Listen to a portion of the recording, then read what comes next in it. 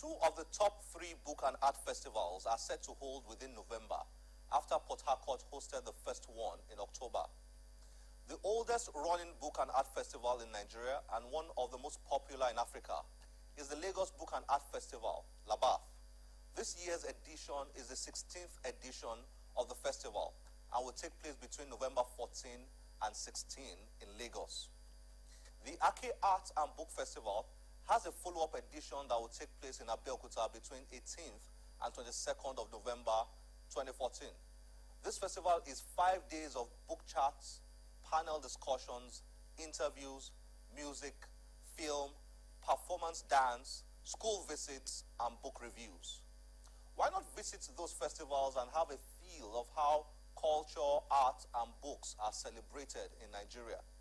Our second guest, Shomolu-Lesi, is a business entrepreneur who runs a fast-rising Lagos-based bookshop called Pataba. Oreoluwa joined us to share her thoughts on the state of bookshops in Nigeria and the attitude of Nigerians to books.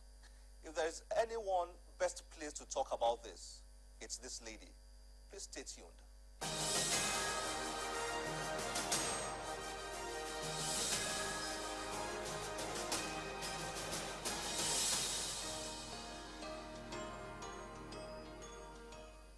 Oreoluwa, thank you for joining us on the channel's book club. Thank you so much for inviting me. Now, you run a bookshop Yes. in Lagos, and I should say that your bookshop is one of the most popular in Lagos. Thank you. Now, what kind of experiences have you had running a bookshop in a city like Lagos? What are the kind of challenges and opportunities you've seen doing that? Okay. The bookshop was set up in 1987 by my parents in Surulere, so it's been around for a long time. It was closed for a few years before my sister and I decided to reopen it.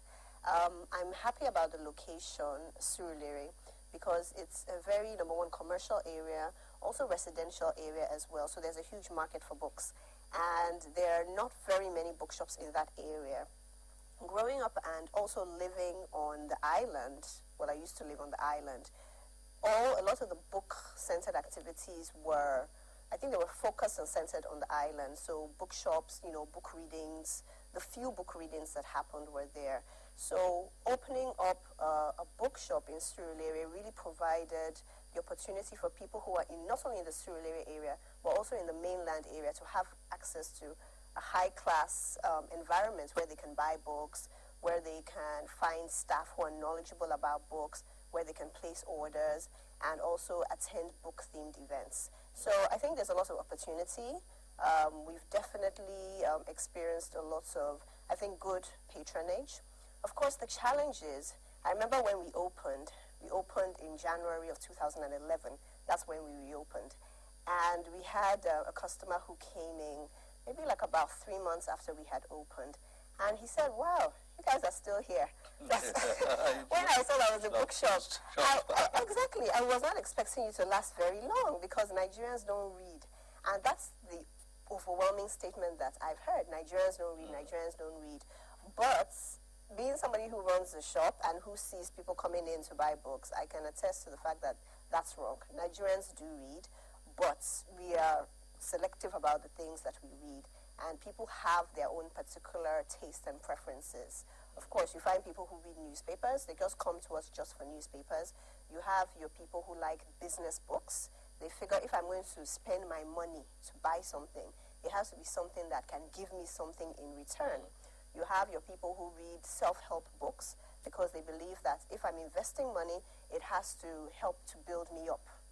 We have parents who come in and buy books for their children because obviously, they want their children to grow up literate and educated and knowledgeable about the world. So you have your different types of customers. So it's interesting interacting with them, finding out what they want, and seeing how you can cater to that. When my sister and I reopened the shop, we stocked it with lots of the types of books that we like to read, very literary type of fiction. And we soon realized that even though some people do like, that very hard to read, type of, complex book, there are many people who don't, and the majority of our customers didn't. So we had to start realizing, okay, these are what people like, so we need to cater. You need to cater to your customer. You need to know what they want and cater to them. So it's been a very interesting experience. Okay.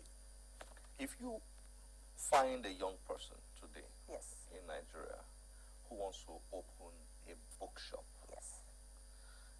would you advise that young person to go into that business? I think if you have a passion for something, you can really push it and you can make it a success. I think if you work hard and you love what you do, you can be successful, at almost anything. The Nigeria of today, like I said, people said Nigerians don't read, and, Nigerians do read. Of course, there are people who are moving towards e-readers. So basically, buying their books, and having them downloaded onto an electronic device. So from that point of view, I know that a lot of people have fears that, the book is not going to be around forever. I would beg to disagree. I think that books in their physical form will be around for a long time. I think that it's just that with the e-readers, you have an alternative. So you have a different way to read the same content. So we are looking at content which can be accessed either in the physical, that's the paper copy, or you can download it to your Kindle, your iPad, your device. So I think that they should look at different factors as location. Number one, where are they going to be located? Who is their target audience? Are they clear about their target market?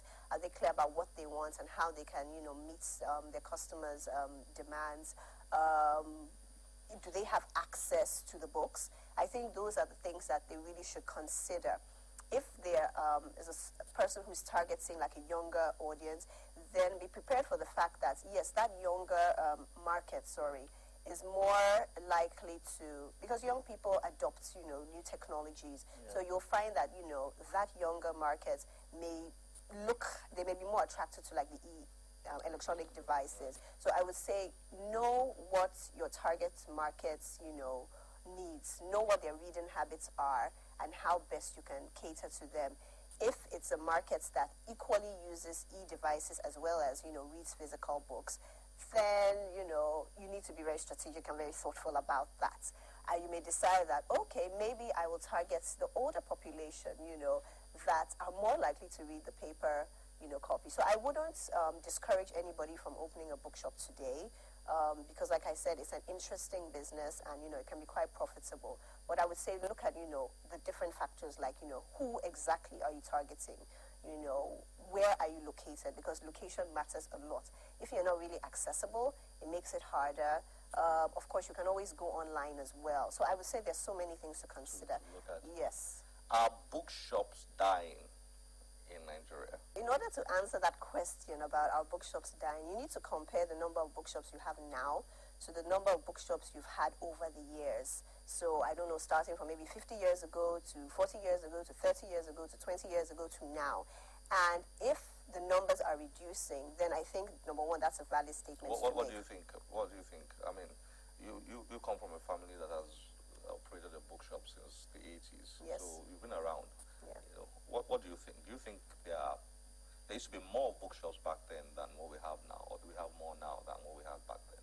The truth is, I honestly don't know because I don't have access to figures to know exactly how many bookshops there are in Lagos or Nigeria. I know that a lot of the bookshops that I used to go to when I was younger are still around. Not all of them. Some have closed down. Some are still around. But I think that's true for, any business in general. I think business in Nigeria is hard. And I think especially continuity is hard. Starting a business and having the next generation, sustaining it across generations, is very hard. So it's hard to say that, bookshops in particular are dying. I think you could look at any industry and say, that could even give you rise to say that, this industry is dying, this industry is dying. So you're very reluctant to isolate the book. Yes, I am. Yeah, I don't think you can say that. Yes. That's interesting. Yeah. Okay. Now, the bookshop industry, it's difficult to isolate it from the publishing Yes. industry generally in Nigeria. Yeah. Except, of course, if you probably deal more with foreign books, Right. which I would also like to ask you. Okay. You sell more foreign books than local books. But before we get there, Yeah. now how is that publishing industry Right. situation in Nigeria affecting the business of book selling? Okay, so I'm not a publisher, but in terms of book selling, number one, okay, I'll speak from the point of authors. We have authors because we do the book readings, and we have authors who come in. People tell me, oh, I want to publish a book, but I don't know how to go about it. So usually I'll point them in the direction of some of the publishers that we have. A lot of the books we sell are self-published. A lot of the books by Nigerian authors are self-published. So that means that they have written it, and they have gotten the money together and printed out so number of copies, which they now take around to the different bookshops to sell. Publishers in general, I think it's a tough business. All over the world, but here in Nigeria, I can say that I feel it's a tough business, and but in terms of the other thing I would say is that it's a tough business and also an expensive business.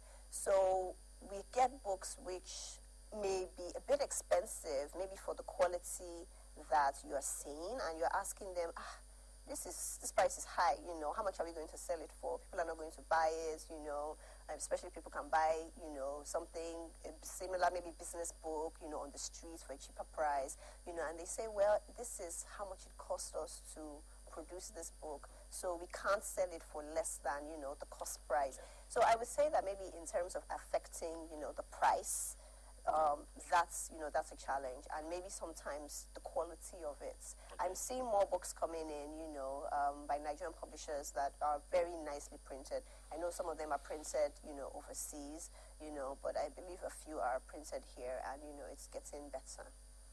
Thank you for joining us on the Channels Book Club. Thank you so much for having me. Thank you very much.